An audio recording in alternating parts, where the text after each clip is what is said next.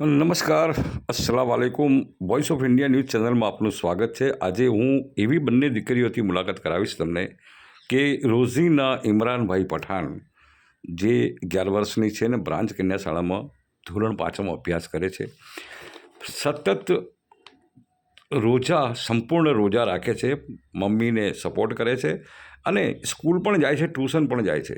જ્યારે અન્ય એક ફાતેમા સાજિદ ખાન પઠાણ, જે 13 વર્ષની છે ને છુવારફળી વિસ્તારમાં રહે છે, એ દીકરીના પિતા નાની ઉંમરથી જ જતા રહ્યા હતા.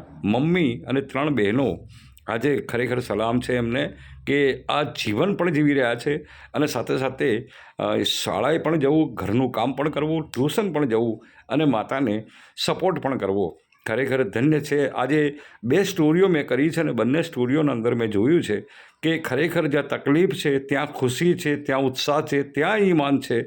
અને આ જ રીતે બાળાઓના જે ઉત્સાહ દેખ્યા છે એ ખરેખર એમને સલામ છે. એમની માતાઓને, એમના પિતાઓને સલામ છે કે તેમણે જે પરવરિશ કરી છે અને આજે ખરેખર એક મોટો સંદેશો અત્યારે આપી રહ્યા છે કે પિતા નથી. એક તરફ એક સ્ટોરીના અંદર પિતા છે પણ 2.5 વર્ષથી સાઉદી અરબ છે અને જ્યારે અહીંયા તો દીકરીના પિતા પણ નથી અને તે પણ માની સાથે સતત રહીને રોજા પણ પૂર્ણ કરવાના અને તમામે તમામ કાર્ય કરવાનું.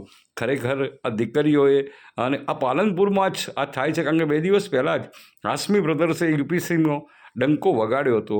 આ જ રીતે લોકો આગળ જાય છે.